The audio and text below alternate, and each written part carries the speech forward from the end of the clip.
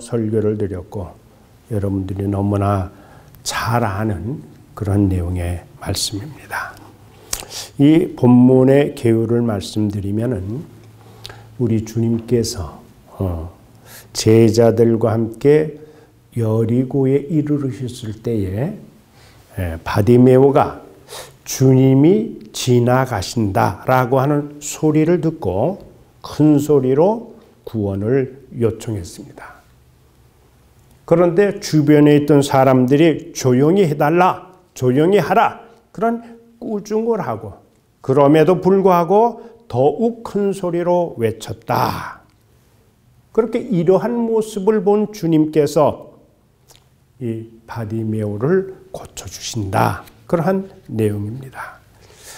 여러분, 여리고는 예루살렘으로부터 한 24km, 한 16마일 그렇게 떨어진 곳입니다.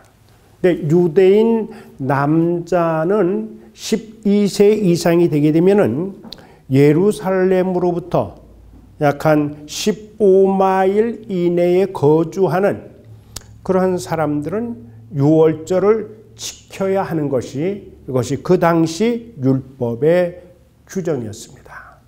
그러니까 많은 곳에서 이제 예루살렘으로 사람들이 모이니까 아마도 보통 때보다는 평소보다는 훨씬 많은 사람들이 이제 예루살렘으로 속속 모여 들었을 겁니다.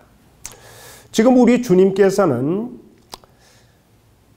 제자들과 함께 유월절을 지키기 위해서 예루살렘으로 올라가시는 그러한 길이거든요.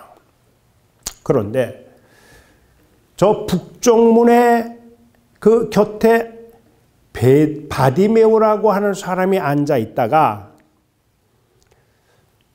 평소와는 달리 무수한 사람들의 발걸음 소리를 듣게 되고 그리고 서로가 웅성이는 소리를 듣게 되고 그리고 뭔가 왁자지껄한 그러한 소리를 이제 듣게 된 거예요. 그래서 아니 이게 무슨 일인가? 누가 지나가는가 봐. 그렇게 생각을 하면서 이게 도대체 무슨 일인가를 물었고 그러니까 누군가 얘기하기를 예수님이다. 지금 예수님이 지나가고 계신다. 그런 말을 해 주었습니다. 그때 이제 바디메오가 내가 지금 이렇게 오랜 동안 어렵고 힘든 이러한 그 맹인으로 살아왔는데 내 이 어려움을 주님 앞에 호소하리라. 그리고 내 인생의 문제를 해결하리라. 그렇게 생각을 해서 예수님을 만나야 되겠다고 그렇게 결심을 하고 결단을 하게 되는 겁니다. 오늘 우리는 이 소경이 보여주는 정열적이고 그리고 생동하는 믿음의 행로를 우리가 따라가면서 우리도 뭔가 이 가운데 은혜가 있어야 되겠다. 그렇게 생각을 합니다. 그 첫째, 이 바디메오는 길가에 앉았다가 지나가신다는 예수를 향해서 부르짖었다. 부르짖었다고는 하지만은 어떤 면에서 울부짖었다. 그렇게 이야기하는 것이 더 어울리지 않나 그런 생각을 합니다. 오늘 본문 46절 47절을 보면 이렇게 말씀이 기록되어 있습니다. 맹인 거지 바디메오가 길가에 앉았다가 나사렛 예수시란 말을 듣고 소리 질러 이르되 다윗의 자손 예수여 나를 불쌍히 여기소서 하는지라 그 말씀이 기록되어 있습니다. 이것을 우리가 적용적으로 해석을 한다고 하면은 바디메오는 기회를 놓치지 않고 기회를 선용했다. 그렇게 볼 수가 있는 거죠. 어느 날, 이 바디메오가 길가에 앉아 있었습니다. 그리고 아마 거기는 구걸을 하고 있었겠죠. 근데 예수님께서 지금 자기 가까이에 지나가고 계신다고는 사실을 듣게 되었습니다. 오래전부터 예수님에 대한 명성을 듣고 그리고 예수님을 한번 배웠으면 원했던 바로 그분이 지금 자기와 가장 가까운 거리를 지나가시는 이 기회, 이거는 두 번 다시 자기에게 주어지는 일이 없을 만한, 정말 평생에 한 번 있을 이 기회를 바디메오는 어떻게 쓰느냐에 따라서 그의 남은 인생은 행복할 수 있고 혹은 불행할 수도 있겠습니다. 이러한 이야기를 우리들이 접할 때 이것을 철호의 찬스다, 그렇게 이야기를 하고 있지 않습니까? 바로 이 기회, 이 귀하고 소중한 기회, 정말 두 번 다시 없을 이 중요한 이 기회를 바디메오는 그냥 지나칠 수가 없었다. 그래서 마침내 그의 처절한 호소가 폭발하게 되는데 47절에 보면은 이렇게 이야기를 하고 있습니다. 다윗의 자손 예수여 나를 불쌍히 여겨 주시옵소서. 그렇게 이제 소리치고 있습니다. 여러분, 우리 인생은 기회입니다. 사람의 성패도 마찬가지. 자기에게 주어진 기회를 내가 얼마나 이것을 잘 선용하느냐에 달려있다라고 하는 거죠. 기회가 주어질 때는 우물우물 어물쩡을 그렇게 하다가, 또는 팔짱 끼고 저 먼 산 보다가 기회가 다 지나가 버린 그 다음에 후회하고 또 쫓아간다고 할지라도 그와 똑같은 기회가 주어지지 않는 것을 우리는 잘 기억합니다. 바로 그것이 기회다. 여러분들, 우리 마태복음 9장 18절로 22절 이하를 보면은 예수님의 옷자락을 만진 그 여인이 등장합니다. 네, 한 관리의 딸이 죽어서, 그래서 예수님이 몸에 손만 얹어주면 살겠습니다, 그렇게 이제 여겨서, 그래서 이제 예수님이 그 딸을 이제 병을 이제 구하기 위해서 제자들과 함께 가는 도중에 12년 동안 혈루증에 앉았던 여인이 그 사이에 등장을 하게 됩니다.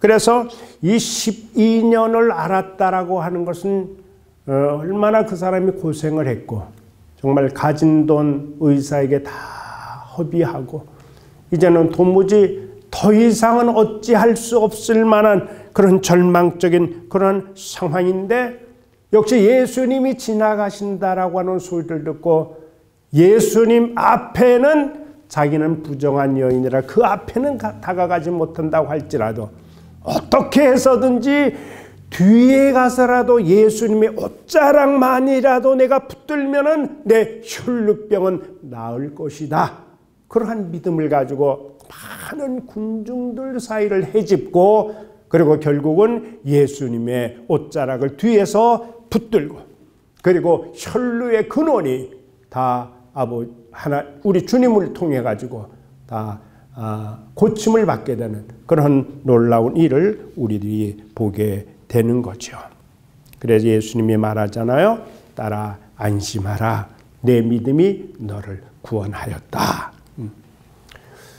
우리가 이 땅에 살아가면서 기회라고 하는 것은 언제나 좋을 때만 있는 것은 아닙니다. 지금 여기 바디메오도 또 12회 혈루증으로 앓았던 이 여인도 그렇게 썩 좋은 그런 기회 또는 환경은 아니었다, 그렇게 생각을 해보게 되는 겁니다. 여러분, 선한 사마리아 사람 비유를 보게 되면은 그때도 그 기회를 선용하는 사람이 있고, 기회에서 도피하는 사람이 있고, 또 기회를 악용하는 사람이 있었어요. 지나가는 사람을 두들겨 패고 돈을 뺏은 사람은 그 기회를 악용한 사람이죠. 그리고 제사장과 그리고 레위, 이 사람들은 기회가 있었지만은 그를 도울 수 있는 기회를 외면하고 그냥 지나갔습니다. 그런데 우리가 아시는 것처럼 어둡고 무서운 골짜기요, 험한 산길이요, 그리고 자기도 강도 당할는지 모르는 그러한 입장에서, 또 강도 당한 사람은 상처를 입고 그래서 두려움과 공포 가운데 있었지만은 선한 사마리아 사람은 그 상처받은 사람을 향해서 어떻게 했습니까? 잘 돌보지 않았습니까? 우리에게는 언제나 기회라고 하는 것은 있는데, 그런데 우리는 조상 탓이다, 또 환경 탓이다, 남의 탓이다. 그래서 우리는 불리한 그러한 여건을 말씀으로 뛰어넘어야 되는데 그러한 부분이 오늘 우리에게 필요하지 않나 그렇게 생각을 합니다. 오늘 우리가 이 코로나 또 19로 인해 가지고 어렵고 힘들 때 그때도 우리는 이러한 믿음이 필요하다. 더 주님을 향해서 우리가 기도해야 되지 않겠는가 그런 생각을 해보게 되는 겁니다. 두 번째는 많은 사람들이 꾸짖습니다. 시끄럽다라고, 귀찮다라고. 그렇게 꾸짖음에도 불구하고 더욱 주님을 향해서 부르짖었다. 이렇게 성경이 오늘 그렇게 말씀을 주고 있네요. 오늘 48절을 보면 그렇게 나와 있습니다. 많은 사람이 꾸짖어 잠잠하라 하되 그가 더욱 크게 소리 질러 이르되 다윗의 자손 예수여 나를 불쌍히 여기소서 하는지라. 이 상황을 우리가 적용적으로 또 해석을 한다면은 어렵고 힘든 상황이에요. 그런데 그는 그 상황 속에서 힘을 다해서 난관을 헤쳐나갔다는 거죠. 여러분, 예수님을 만나려고 하는데 또 주님을 믿으려고 하는데 왜 그렇게 대적자가 많고 방해꾼들이 많은지. 그래서 본문 48절에 보니까 한두 사람이 아니요. 많은 사람이 꾸짖으면서 조용히 하라고, 잠잠하라고, 시끄럽다라고 좀 그 얘기하는 거예요. 그런데 여러분들, 만일 많은 사람들이 이 바디메오를 꾸짖으면서 이야기할 때 만일 여기에서 바디메오가 스탑했다면, 여기서 더 주님을 부르지 않고 여기서 멈추었다라고 하면은 그는 평생을 이제는 맹인으로 살아야 돼요. 비참하게 살아야만 되는 거예요.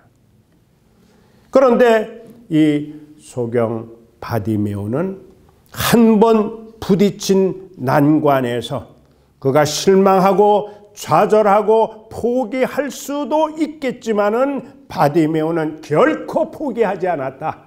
결코 그곳에서 주저앉지 않고 오히려 난관에서 자포자기하지 않고 오늘 본문을 보니까 더욱 큰 소리로 주님을 향하여 부르짖었더라.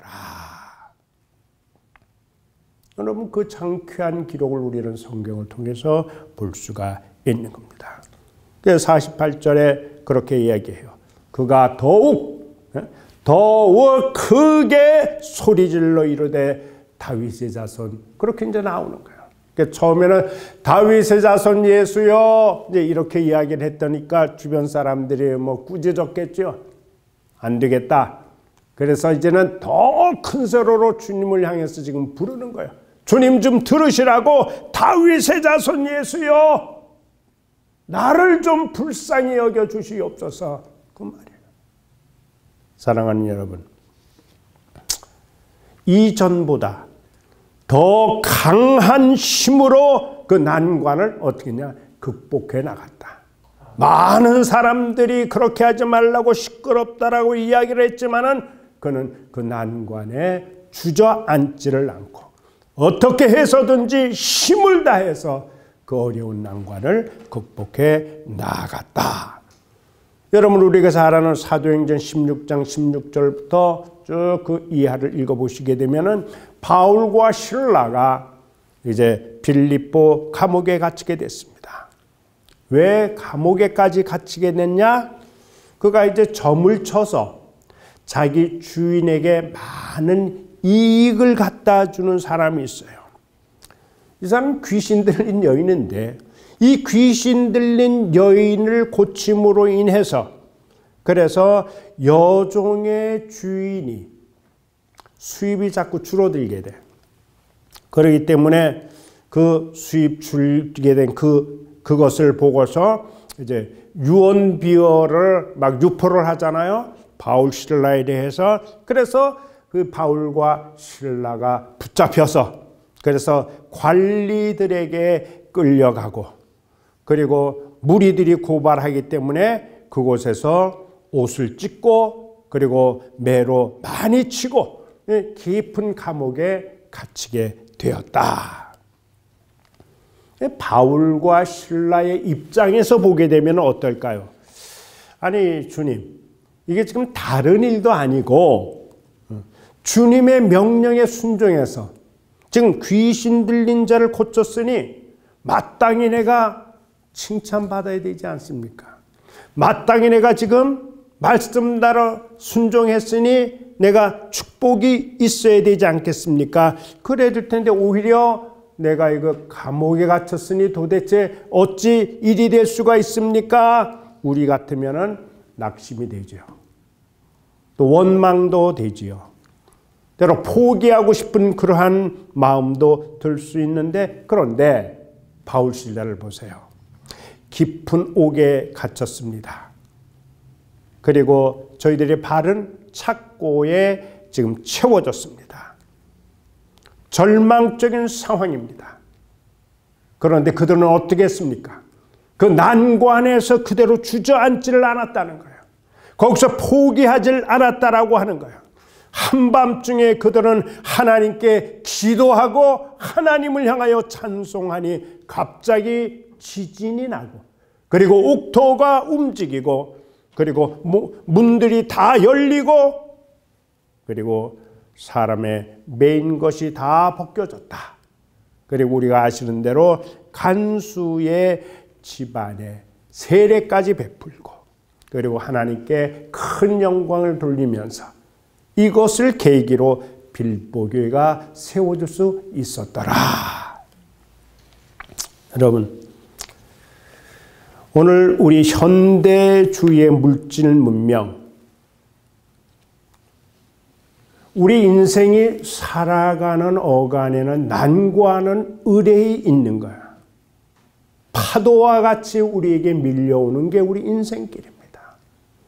파도가 한번 지나가고 그 다음에는 영원히 파도가 안 오니 아니야. 그 다음에 이어서 또 파도는 계속해서 오는 거야.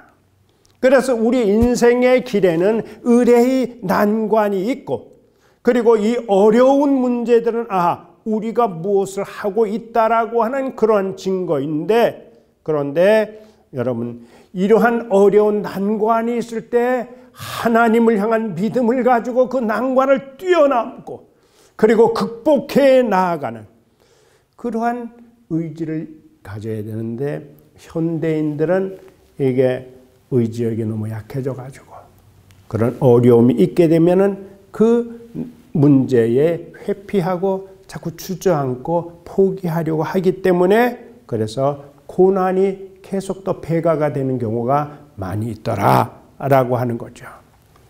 여러분 우리는 세상이 주는 정말 달콤한 설탕물에 중독되면 안 됩니다. 설탕물은 한 그릇 들이키면 처음에는 달고 좋은데 그 다음에는 들이킨 것 때문에 그만큼 더 갈증을 유발시키는 거지요. 목마름을 세상에서 해결하려고 하면 안 됩니다. 세상에서 주는 갈증을 해결하는 방법은 계속해서 더 많은 갈증을 우리에게 유발합니다. 주님이 주시는 생수를 통해서만 우리는 이 영원한 갈증을 해결하게 될 줄로 그렇게 믿습니다. 자, 그러면 오늘 세 번째는 어떠한 내용이냐? 바디메오는 지금 어려운 가운데서 지금 결정적인 순간을 맞이하게 됩니다. 그의 결정적인 순간에 그는 가장 귀한 것을 선택했다는 거예요. 오늘 우리가 49절 보게 되면은 예수께서 머물러 서셨습니다. 저기 무슨 큰 소리가 들리는 거야. 다윗의 자손 예수여 나를 불쌍히 여기소서 하는 큰 소리가 지금 예수님의 귓전을 지금 때린 거야. 그래서 그 소리를 들으시고 예수님은 머물러 서셨습니다. 그리고 하시는 말씀이 그를 부르라. 예수님이 그렇게 말씀을 하셨어요. 그랬더니 50절에 보니까 맹인이 겉옷을 내어버리고 뛰어일어나 예수께 나왔다.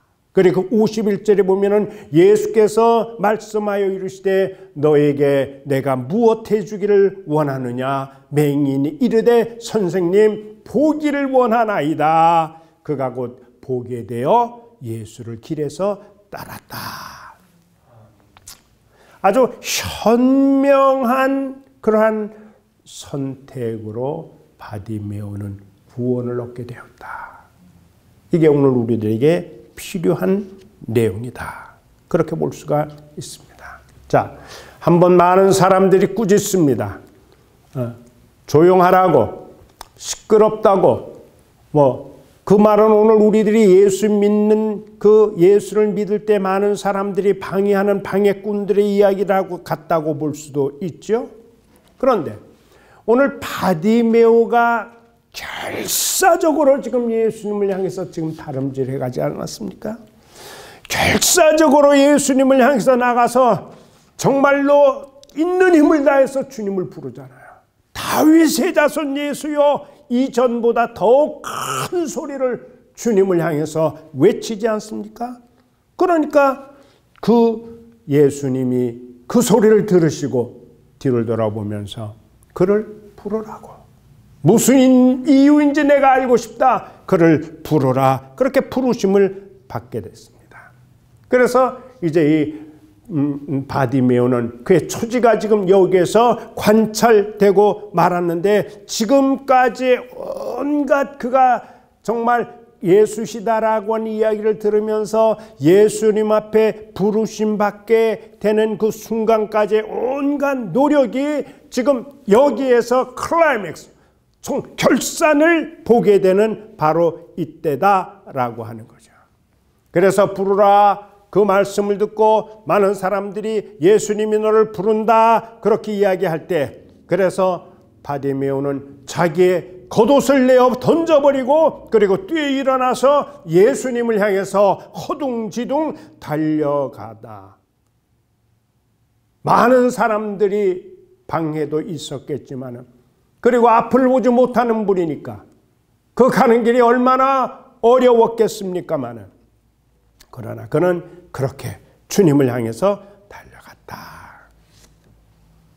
그런데 우리 주님께서 이제 가시던 그 길을 멈추시고 그 바디메오가 자기를 향해서 오는 그 모습을 지금 바라보고 계셔요. 그 돌아오는 자기를 향해서 오는 바디메오를 향해서 예수님이 그렇게 말씀하시잖아요. 무엇을 하여 주기를 원하느냐? 무엇 원해서 나를 그렇게 큰 소리로 부르고 있느냐? 많은 사람들이 제지를 하고 시끄럽다고 조용히 하라고 그러는데도 그렇게 큰 소리로 나를 향해서 부르짖는 그 의도가 무엇인가? 주님은 이미 그의 소원을 다 알고 계셨죠. 다 알고 계셔요. 그러나 그의 확실한 그 믿음의 고백을 듣기 위해서 무엇하여 주기를 원하느냐 물으셨어요. 여러분, 우리의 소원도 우리 주님은 알고 계실 줄로 믿습니다. 또 우리의 소원을 이루실 만한 능력이 있는 것도 우리 주님을 우리는 알고 있습니다. 그렇다고 성경이 우리에게 또 가르쳐주고 있습니다. 그런데 그분은 우리의 진실한 신앙 고백을 기다리고 있는 거야. 그냥 이렇게 하는 이야기나 진실한 신앙 고백과 다른 하나는 간절히 주님을 향해서 부르짖는 것을 우리 주님께서는 기다리고 계신다. 그래서 오늘 여러분들을 향해서 아무개 집사님, 아무개 권사님 또는 장로님, 여러분의 소원이 무엇이냐고, 예수님께서 너의 소원이 무엇이냐라고 주님께서 물으실 때에 합당한 소원과 간절한 그러한 소원이 우리에게 있어야 되지 않겠는가, 그런 생각을 해보게 됩니다. 그래서 맹인이요 그리고 거지인 바디메오는 아주 현명한 선택을 했다. 그리고 주님으로부터 해결함을 받게 되었다. 여러분, 이 사람은 맹인이라 그랬잖아요. 맹인에게 뭐가 제일 필요할까요? 집이 필요할까요? 친구가 필요할까요? 아내가 필요할까요? 이 사람에게 가장 필요한 것이 무엇일까요? 그것은 지금 의미가 없어요. 바디메오에게 있어서 친구도 의미가 없고 아내도 의미가 없고 집도 의미가 없는 거야. 그에게 근본적인 문제가 해결이 돼야 돼. 그 근본적인 문제가 무엇이냐? 눈 뜨는 이 문제가 해결돼야 돼. 눈이 뜨는 이 문제가 해결될 때에만 비로소 나머지 여타의 문제들이 해결되어질 수 있다라고 하는 거예요. 그래서 이 바디메오는 있는 힘을 다해서 지금 이야기를 합니다. 선생님, 제가 보기를 원합니다. 아주 현명한 선택을 이 바디메오는 했다. 여러분, 우리가 세상을 살아가면서 정말 어리석은 선택을 할 때가 많이 있습니다. 우리 시조가 아담 하와입니다. 잘 아시는 것처럼 인류의 불행은 선악과 한 그릇에 대해서 대립되는 음성을 듣게 돼요. 그게 무슨 일? 하나님의 말씀은 이것을 먹으면 너는 정령 죽는다. 그런데 사탄의 유혹은 뭡니까? 결코 죽지 않는다. 이 대립되는 두 음성을 듣고 우리의 시조가 그릇된 선택을 했고 그 결과가 어떻게 됐는지를 우리는 잘 알고 있습니다. 롯이라고 하는 사람, 근데 그의 아내가 있습니다. 소돔의 영광에 끝내 미련을 버리지 못하고 뒤를 돌아보다가 결국은 소금 기둥이 되는 그런 치욕적인 죽음을 자초했던 것을 우리는 알 수 있습니다. 우리가 세상을 살아가면서 늘 현명한 선택이 우리 가운데 있으시기를 주의로 축복합니다. 자, 여러분, 우리 성도들은 이 세상을 살아가면서 무엇을 바라보고 살아야 하는가? 바울 사도는 빌립보 1장 27절에 오직 너희는 그리스도의 복음에 합당하게 살아가라. 그런 말씀을 권면해 두고 있습니다. 또 빌립보서 3장 7절과 8절 이하를 보게 되면은 내가 그를 위하여 모든 것을 다 버리고 그리고 배설물처럼 이 땅의 것은 잃어버렸다. 버렸다. 그렇게 이야기를 하면서 그러면서 나는 오직 예수 그리스도를 바라보면서 다름질하노라 라고 하는 고백을 우리는 찾을 수가 있습니다. 저도 이 운동을 좋아해서 운동 경기를 이렇게 봅니다. 근데 복싱 선수들 경기하는 모습을 이렇게 보게 되면은 링에서 상대방을 향해서 한시도 눈을 떼지를 않습니다. 절대 복싱 선수들은 링에 올라가면은 딴 곳에 시선을 두질 않아요. 그러다가 큰일 나지요. 눈을 돌리지를 않는 거예요. 오직 상대방의 동작이 어떠한가에 하나하나의 그 동작에 온 시선을 집중하는 거예요. 복싱만 아니지요. 모든 운동은 그렇습니다. 여러분, 야구도 마찬가지예요. 야구가 피처가 공을 던질 때 타자는 그 공이 어떻게 오는가에 대해서 전 시선을 집중하지 않습니까? 축구도 마찬가지고 농구도 마찬가지고 우리 고 목사님 잘 치는 탁구도 마찬가지예요. 다 공에 집중을 해야 되는 거예요.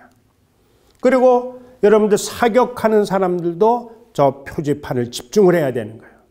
그렇죠? 그리고 양궁 선수도 마찬가지예요. 그 관역을 다 집중을 해서 쏴야 되는 거예요. 다른 데 신경을 쓰게 되게 되면은 그때는 제대로 관역에 맞출 수가 없다. 그러니까 그리스도를 믿는 성도님은 그리스도의 시선을 집중해야 된다는 거예요.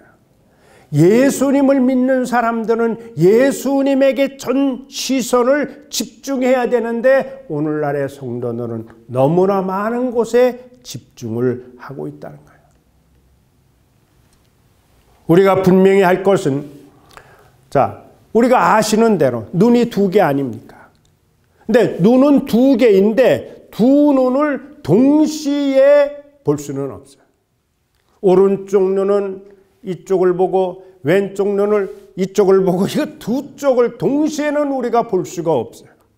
분명히 눈은 두 개인데 그러나 보는 목표는 한 곳에 집중을 하도록, 국한하도록 그렇게 돼 있다라고 하는 거예요. 창조주가 그렇게 만드셨어요.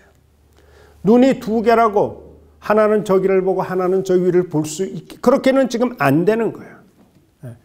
다시 말하면 우리가 그리스도를 보면은 세상을 보기가 어려워요. 세상 것을 보면은 그리스도를 보지 못하는 거예요. 그러니까 세상하고 그리스도 예수님을 동시에는 안 된다는 거예요. 그럼 어떻게 해야 되느냐? 우리는 세상 것을 안 볼 수는 없죠. 세상 것을 보되 언제나 그리스도를 우선해야 된다라고 하는 거예요. 그렇게 여러분들 보시기를 바랍니다. 성도가요, 세상 것에 집중하게 되면 그리스도에게서 멀어지게 돼 있어요. 차츰차츰 멀어지고 나중에는 내가 이거 그리스도에게서 많이 떨어졌다라고 하는 것을 기억하게 되죠. 그러니까 바울 선생님은 세상 것을 어떻게 했다 그랬습니까? 배설물로 여기고 그리고 주님을 바라보았던 것처럼, 그렇게 다름질했던 것처럼 우리들도 그리스도를 바라보자. 히브리 12장 2절에 말씀하지 않았어요? 온전케 하시는 예수 그리스도를 바라보라. 그렇게 말씀을 주셨습니다. 자, 오늘 여러분들 저하고 같이 한번 이 말씀을 하고 마쳤으면 좋겠습니다. 한번 따라해 보실까요? 주여, 내가 보기를 원하나이다. 다시 한번 할까요? 주여, 내가 보기를 원하나이다. 그러니까 예수님이 나를 구원할 수 있다라고 하는 그 믿음은 나 자신을 예수님 앞에 옮겨놓는 그 믿음까지 자란 거예요. 늘 말씀드린 그러한 내용입니다. 예수님이 너를 부르신다라고 하는 그런 말씀을 듣고 지금 바디메오는 자기가 입고 있는 예수님 만났는데 거치장스러운 그 겉옷을 던져버리고 그리고 허겁지겁 비틀거리면서 한편으로 몸부림치다시피 달려오는 그 바디메오의 모습, 그리고 반드시 내가 주님을 만나야 된다, 어떠한 일이 있어도 예수님을 만나야 한다고 하는 그 일념으로 달려오는 바디메오의 풀어헤쳐진 그 옷을 보시고 가쁜 호흡을 보시고 뛰는 가슴을 보시고 기어코 내가 주님을 만나야 된다라고 하는 그의 열정을 보신 주님이 말씀하셨습니다. 가라, 내 믿음이 너를 구원하였느니라. 그가 눈이 뜨이게 됐잖아요. 눈이 뜨이게 된 거야. 곧 보게 되어 저희가 길에서 예수를 쫓으니라. 오늘 예배드리는 우리 모든 성도님들, 우리의 믿음이 자신에게 어떤 변화를 일으키는 데까지 나가야 되는 거예요. 여기에서만 맴돌면 안 됩니다. 다리에까지, 손에까지 우리는 주님이 원하시는 그 삶을 향해서 우리는 나아가야 된다. 오늘 이 소경 거지가 바디메오 맹인 이 사람이 가지고 있던 이 믿음을 만일에 우리가 가질 수만 있다라고 하면은 오늘 길가에 지치고 방황하는 수많은 영적 바디메오들이 오늘도 내일도 감겨진 눈을 뜨게 되는 놀라운 은혜가 있게 될 줄로 믿습니다. 은혜가 우리에게 있기를 바랍니다. 감사합니다. 기도하겠습니다. 하나님, 우리의 육신의 눈은 멀쩡히 떠 있지만은 우리의 영의 눈이 감겨 있어서 어느 길이 과연 길인지, 어느 길이 과연 진리인지 분간하지 못하는 영적으로 방황하고 배회하는 저희들, 하나님께서 오늘 바디메오를 통해서 귀한 교훈을 주셨사오니 감사합니다. 우리는 예수님 만나야 됩니다. 꼭 예수님 만날 수 있도록 인도하여 주시고 그 길이 비록 협착하고 어렵다 할지라도 우리는 끝까지 실망하지 말고 낙심하지 말고 포기하지 말고 예수님 만나 내 원하는 것이 무엇이냐 우리 모든 소원이 주님에게 알려질 수 있도록 우리가 가지고 있는 최선을 다하여 주님을 향하여 다름질할 수 있도록